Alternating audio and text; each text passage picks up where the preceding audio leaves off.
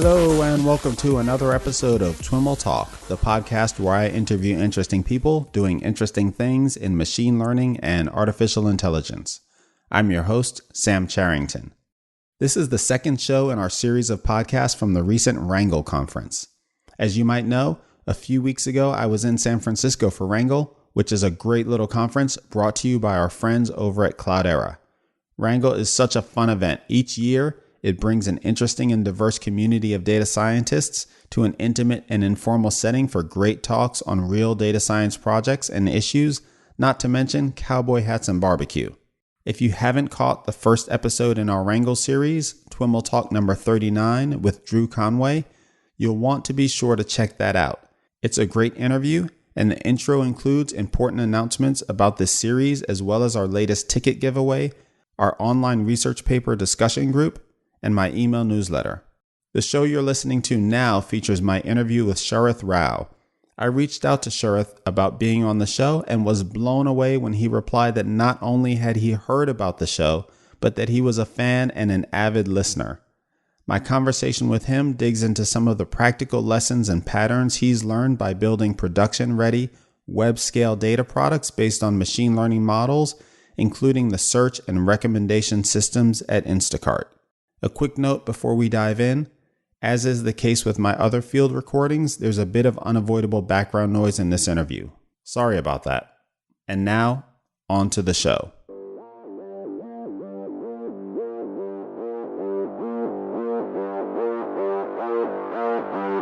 All right, everyone. I am here with Sharath Rao. He's an engineering manager at Instacart, and we are on location at the Wrangle conference. And Sharath has a talk later on, and I'm fortunate enough to have him here to tell us a little bit about what he's going to tell the Wrangle audience about. So Sharath, welcome to the show. It's great to have you. Great. Thanks for having me, Sam. I'm a big fan of the show from having heard earlier episodes. Nice. Well, I really appreciate that. As you know, one of the places I like to get started then is to have folks introduce themselves. Tell us a little bit about what you're up to and how you got there. Yeah, definitely. So I'm at Instacart, been here for a couple of years. Instacart is a on-demand grocery delivery service. And my role here is I started off as the data scientist or machine learning engineer focused on search, personalization, and recommendations. And now I do that, but also lead a team that is, working on that effort. So prior to this, I've spent time at a couple of companies doing search, advertising, and auctions, that sort of stuff over the last 10 years. And even going back further, grad school, I worked on speech recognition and speech translation before it was, practically useful in the field. That's part of the reason why I started working on other things after grad school. So that's probably captures the range of things. Awesome. I hear a lot of stories from folks who, I was working on this stuff in grad school and it just wasn't ready, or we were in the middle of the AI winter and it kind of went into hibernation. And, now that we're all, so focused on doing this stuff, it's like time to dust off those skills and get to work. Yeah. So in your description, you said data science / machine learning engineering. How evolved is the distinction between the two of those at Instacart? And do you consider yourself as spanning both? Yeah, let me take the first one first. I think at Instacart, overall as industry, I think we are moving better, towards understanding these two roles. And so at least we are sort of settling around maybe three roles, actually. Data analysts, data scientists, and data engineers.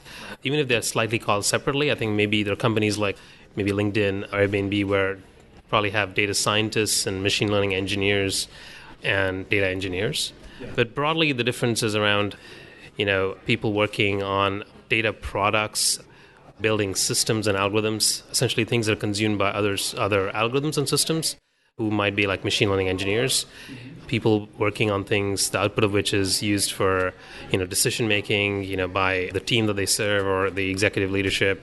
We call them data analysts at Instacart, but data scientists elsewhere. And then finally, data engineers who are working on like platform, infrastructure, typically comes in, maybe later in a company stage. Right. Well, I think it's a lot of progress we've made from just a few years ago when, data scientist was this unicorn that no one could really hire because we've defined it in such a way that, it requires these disparate skills that, aren't traditionally paired.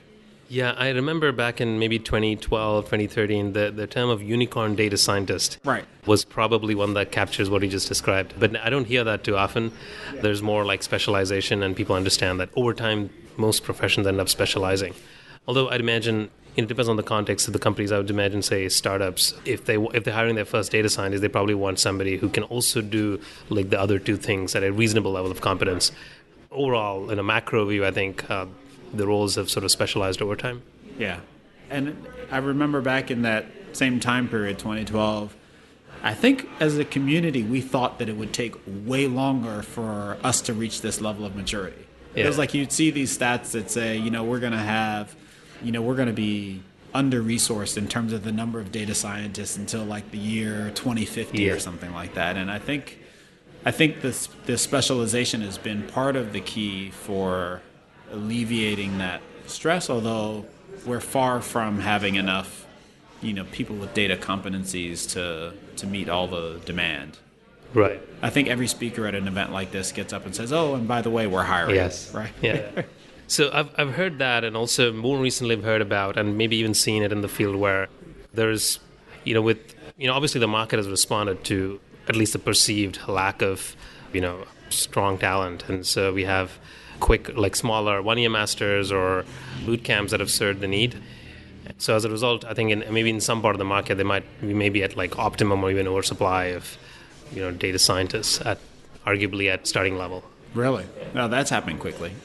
Maybe, just generally that I guess everything is moving faster, and now even, for example, with newer areas around, say, deep learning and AI, there is, there are more research institutes, there are more, again, training, workshops and so on, that people respond faster to needs than maybe they used to. Mm-hmm. Interesting. All right, so your talk. You've got a talk in an hour. Yeah. What's your talk about? Sure. So my talk is titled Lessons from Integrating Data Machine Learning Models into Data Products. Okay. So initially I had a two-part talk, but today I'm talking about like the part one of that. But really the genesis of that comes from having worked at, first of all, relatively a smaller company as opposed to some of the bigger companies wherein there is a product per se, and there are machine learning models that are integrated into various parts of the product. They're making different decisions for the customers. So there's that. And then there is aspects about like data scientists building models, model prototypes, and even productionizing them, but also interfacing with product engineers within a single team. And the fact that what I call like all model prototypes look familiar, but every model in production is unique in its own way. So I'm trying to try to frame a conversation about what does it mean to have a model in production? What are the questions to ask yourself, and how do we communicate as data scientists with product managers and product engineers about what this model does, what are its requirements, what are the constraints? And so that's what I'll be talking about. Okay, and so how do you structure walking people through that? Yeah, I try to find, going back to conversations within the team, for example, each time we have one team that has, 3 or 4 product engineers, a couple of data scientists, and a designer and a PM, right? And largely most of the work happens, within the team. And each time we work on an experiment or a feature that data scientists build, we have this conversation about how will this go into production. And typically the conversations, if you think about it, like the process of building a model, thinking about a problem, building a model prototype, largely happens, within the domain of data science, and maybe, with some interaction with the PM. But the moment it goes into production, it's now touching like so many different parts of the system. And, a couple of things come in, like how much time do we have to make a decision in terms of like the model, running in production, Meaning if you're serving up pages live to the web, you've got to serving latency, for example. Yeah. Address, right. Yeah, so there's a constraint that very often gets dictated by the product itself, and rightly so. And then there's this question of, for the model to be successful, how much information does it need? And how can I get that information? By information, I mean, like, for example, let's say you're trying to recommend a product. Maybe you definitely need to know, if you want to, it's a personalized recommendation, you need to know the user identity and their past data. You probably need to know like what page they're on and so on. But do you really need to know their recent searches and recent activity? Right? That certainly is like short-term context. So how much context does the model need rather to operate successfully? Both of these sort of give you a way to think about, can I cache my recommendations? What can I cache versus what needs to be served in real time? Mm-hmm. If it's real time, can I do reasonably well if, let's say I'm making a decision about what product to show based on things that you've added to the cart recently. So think of a model that is continuously producing a prediction of what product is a good recommendation, but it doesn't necessarily surface that. It's always continuing to score and maintain a best estimate of a recommendation in the background. But at any point it's available with a best effort response. So this is an example where you don't you have a good response whenever there's a need for it, but you can wait until the last moment to actually serve that recommendation. So it's things that happen in the background. Are you describing a system that is doing like online learning or active learning, which is where you're updating your model kind of in place? Well, yeah. So the model could be static. The model need not be updated, but the model predictions could be happening continuously in the background. Based on whatever data it sees. Got it. Yeah. Got it. It doesn't need to score and immediately report. It can keep scoring as it gets more data, and then always be ready to serve a recommendation when necessary. Okay. Yeah. So that gives us so we have this 4-quadrant because I'm considering latency and context sensitivity of the model behavior, and we get these 4 quadrants where obviously you have like high latency is okay, but you have context sensitive and the other 3 possibilities. Mm-hmm. And so is part of what you've observed then, are we at the point of maturity in thinking about this that, for each of these quadrants, we've got like design patterns or best practices that teams, either at Instacart or in the industry are following? Certainly at Instacart, we try to place ourselves in terms of like, where does this model sort of lie, just mentally, internally. And that's sort of given that we've built a few experiences, few models over the past couple of years, we have patterns. We sort of know 90% of the way the model is integrated in the rest of the product when we are thinking about the model. We don't have to start from scratch each time.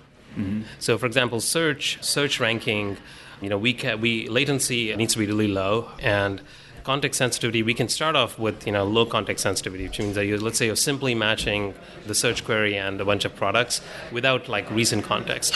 We could start there, but then the way to improve the model would be to continue to have latency requirement being low, but make it more context sensitive. Obviously, it's a lot of work. That might involve a model that is re-ranking products based on recent activity. So that's one example. So with search, we start from quadrant 4 and go to quadrant 1. Sort of will be clear from the slides, I guess. But with the recommendations, it's almost always the case that you start with, start in quadrant 3, wherein you cache as much as possible. You score them, in batch mode. You cache them and then you serve. So that gives you, you can use as much information as you want, and gives you the latitude to use more data and have recommendations. The way to improve that would be to go from quadrant 4 to quadrant 3 to 2, I guess, where you still latency is still not a consideration. You're re-ranking your products, your candidate products, and in the background, be ready to serve. And then finally, you might have contextual recommendations wherein you have to recommend something, immediately, and so that becomes a real-time recommendation, which is a model that re-ranks a set of products that you've cached based on the context. So the set of products you've cached may be personalized or maybe not personalized, but then when you serve, you re-rank it based on user activity and make it personalized. Yeah. So how much of this machine learning engineering is machine learning and how much is engineering? Meaning a lot of what we're talking about is system level scalability, just hardcore software engineering that in a lot of ways is orthogonal to the machine learning. Well, I guess the model stuff isn't, but in a lot of ways it seems orthogonal. There are principles, at least, that seem orthogonal to the thing that you're scaling, right? It's web scale engineering applied to ML. So like fine tune that statement. How much of it, is specific, is domain specific, and where are those points that it gets super domain specific?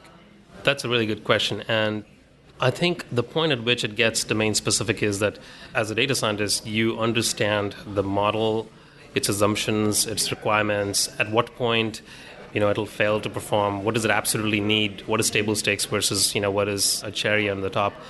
You understand that, and you need to understand that and then articulate it to, product engineers, and to others on the team. Obviously, you don't want to do that right at the end when you've already built the model, but you want to do it right at the beginning so that you can know upfront if there are any constraints on the engineering side. Right. So it is sort of good mix of machine learning, and software engineering, and even product design, frankly. I'd imagine one of the things we found, for example, is we may have some latitude in how we change the product experience for a user based on some of the constraints on the engineering and machine learning side.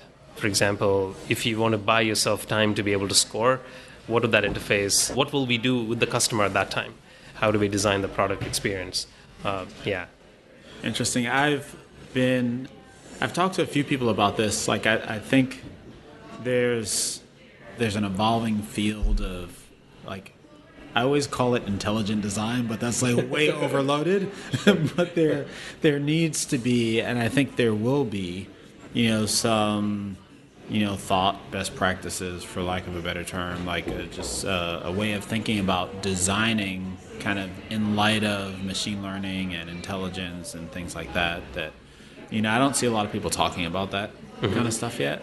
And it's not necessarily exactly what you're describing here. What you're describing is even, kind of going back to the previous question, it's really more the interaction between, design and product engineering and like performance engineering and things like that. Like how does a user experience change because of the limitations, in, performance and product engineering and stuff like that. Yeah.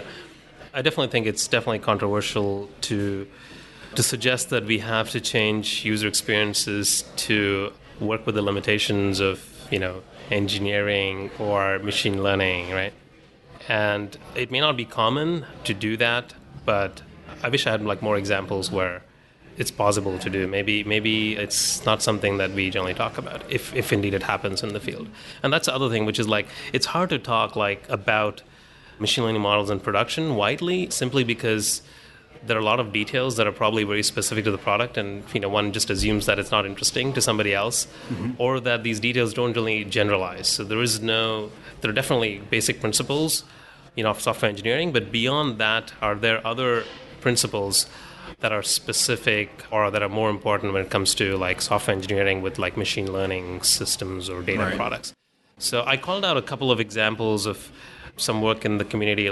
Recently, maybe about early this year, there was a document from one of the machine learning engineers at Google about, I think it's called Rules of Machine Learning or so. It talks about a really nice, what I think is a required reading for data scientists building data products, about what are the different things, what are the different trade-offs, what are the different stages of building a data product, and talks a lot about the engineering aspects, the training, the data management, metrics, the interface between metrics and model formulations and so on. It's kind of it's a 4-page PDF with such density of knowledge. At Instacart, we had a reading group session. We spent I led a group with 2 hours of going through that and talking through salient ideas from that paper. Okay. Well, I'll have to make sure I get a link for that one and post it up in the show notes. Definitely, yeah. There's one more paper that I like quickly, which from Pinterest, where they talk about the evolution of the recommendation systems over 3 years. And it's a really good one, I think. It talks about how they started off with a simple system that was caching recommendations, sort of the quadrant 3 world. And then from how they progress from that to, quadrant 1, wherein they use what you cache, and then you re-rank it with a model. It's helpful to have this view of how this really massive, at-scale recommendation system evolved, so that, people who haven't done that before don't need to believe that we need to start with what Pinterest has in production after 3 years of work. Right. So it's sort of underappreciated part of literature, I think. Yeah. Well, this is maybe a little bit of a tangent, but I don't know if you've heard on some recent podcasts I've mentioned that I'm going to be starting an online paper reading group of podcast listeners. I mentioned it randomly in a podcast, and there were a bunch of people who expressed interest in it. So I'm going to be getting that kicked off. But since you mentioned that you are involved in one at Instacart, any tips for running a paper reading group?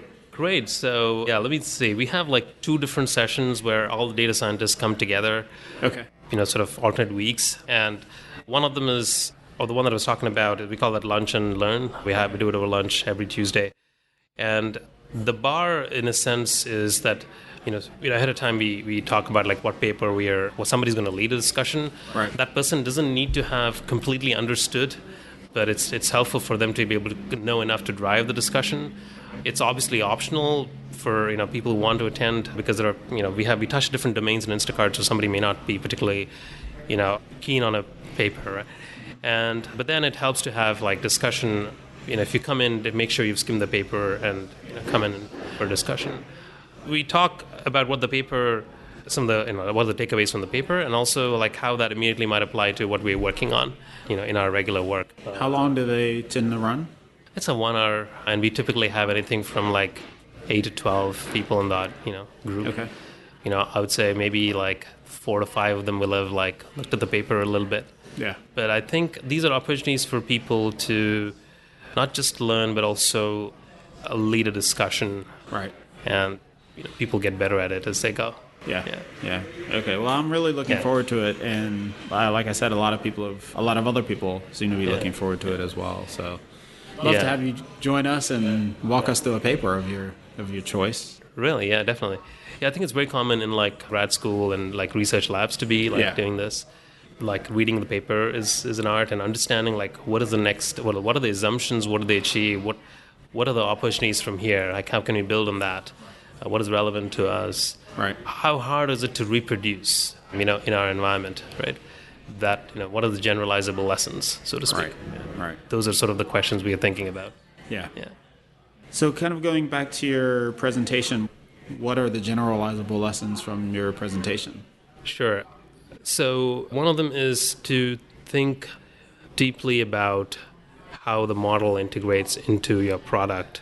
Have that discussion ahead of time with people outside, your own group, of data scientists, maybe, product managers, product engineers. The kickoff meeting should probably talk about that.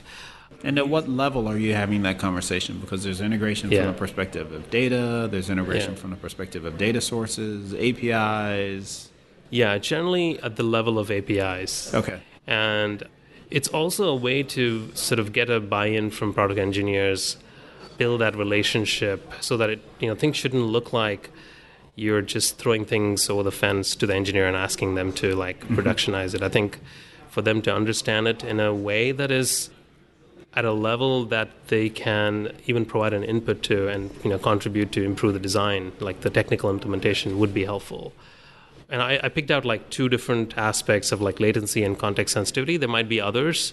I picked up 2 and I got a 4-quadrant hub. Yeah, we can look at more aspects of it that are generalizable across models.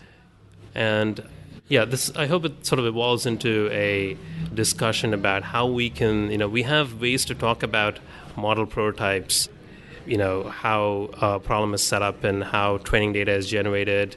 At some point, the model is fit and we persist the model. We have, abstractions about what happens, in training phases, but abstractions that help us understand how a model is, being served, how the model predictions are being served, and, how it's actually executed and implemented might be helpful.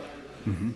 Yeah, I keep coming back to this idea of design patterns. You may be familiar with the Gang of Four design patterns book, where there's, they've cataloged, I don't remember the year, but, cataloged a lot of object-oriented design principles. Are we there yet with machine learning, or? Great question. I think I probably had I tweeted this question a few, maybe a year ago. Sort of, abstractions do we have for, serving machine learning models in production? Right. I don't know of any that substantially builds on software engineering patterns, or I don't know of anything that the community has agreed on. I'm sure there are a lot of things that in people's heads. Yeah. And a little bit that I'm talking about today will be about what I have seen and working in our team. But going back to the Google Doc, I think that again, although it talks about more than just serving, I think we need more of that in the community. Yeah. To imagine that there isn't enough generalizable because things are just too coupled with the product is probably not true. Yeah, you made an interesting comment early in the conversation about how you have a lot of these machine learning models in production, but they, at some level, they all seem like snowflakes, I guess is what I took from that. And that, it's been an effort and a challenge to kind of extract the general principles from across these different environments. Is that kind of what you were getting at? Yeah, insofar as we're talking about implementation. Yes. Right. Yeah. Right. They're solving different problems, but there might be in terms of software engineering patterns, they share some of these aspects that they're either in one of these quadrants.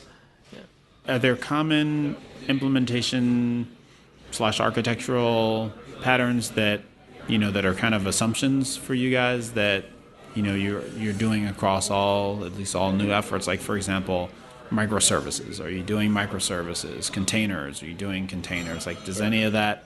Where does the kind of evolution of the state of the art in software engineering for non-ML stuff intersect with ML stuff? Good question. And to your earlier point, yeah, we have services that are we can call them microservices, I guess. But yeah, we have engineers, product engineers and machine learning engineers agree on certain contracts, and so that is table stakes. There are questions about what can we cache, what can we not cache. There are questions about how long can we cache something, what sort of data stores we might use, and what is configurable, what is not, what is what is an experiment versus what is not. Most things are experiments. How much do we expect to iterate on this feature before we think we're done for a while? Yeah, which is, I think, for a company like Instacart, where there are a lot of different places we can invest in. It might be quite a few months before we come back to V2 of something that we built, because we're still exploring the space of areas where machine learning can help and where help the most, I guess. Yeah, but to your point about beyond software engineering, what is new? Yeah, I don't think I have an answer right now. Okay. Yeah. Okay. To follow up on your last comment on just the opportunity prioritization, at Instacart, are you generally taking an approach of trying to take on big moonshot types of problems and make a few small big bets to kind of ensure that your resources are focused on these things that could have outsized impact, or is it more we're going to try to touch broadly in high impact but more concentrated ways to kind of spread that impact around the the systems and the various business teams and processes? Yeah, I think there's a top down and bottom up in terms of what sort of projects get worked on and explored. Within say data science, just to stay in data science for a moment. So we have company goals about what are we quarterly goals, long-term goals that translate to company goals, which typically are aligned to some metrics, and different teams should know how they can move certain metrics, and there is, and then we think about what sort of a data science effort could serve that metric. So there's that. What I call the bottom up is, in the end, we are e-commerce, but also last mile, logistics operation. So naturally, with that domain, some problems just are there. If you have e-commerce operation, you have a search engine. If you have a search engine, you're probably working on spell correction and autocomplete and search ranking, matching, basically understanding the queries better, and recommendation systems and so on. So we already know, given the kind of data we have we collect what sort of problems have been addressed, like what sort of product features have been useful in that sense. So between the top down and bottom up, I think we generally find, tactically projects to work on, given, current goals. Yeah. And oftentimes, we hit like diminishing utilities soon enough or plateau soon enough, maybe in the first version, and we might wait for like a while before we come back to it. Okay. Yeah. Interesting. Well, I think you've got a presentation to get ready for, but I really appreciate you taking the time to chat with us, and I'm looking forward to your talk. Sure. Thank you, Sam. Thanks, Sharath. All right, everyone, that's our show for today. Thanks so much for listening and for your continued support of this podcast. For the notes for this episode, to ask any questions, or to let us know how you like the show, leave a comment on the show notes page at twimlai.com/talk/39. Thanks again to our sponsor for the Wrangle Conference Series, Cloudera. To learn more about Cloudera and the company's Data Science Workbench family of products, visit them at cloudera.com. And be sure to let them know how much you appreciate their support of the podcast by tweeting to them at @Cloudera. If you're interested in joining our first TWiML online meetup, where we'll discuss Apple's recent research paper on generative adversarial networks, you can register for that at twimlai.com/meetup. And don't forget to sign up for our email newsletter at twimlai.com/newsletter. Thanks again for listening, and catch you next time.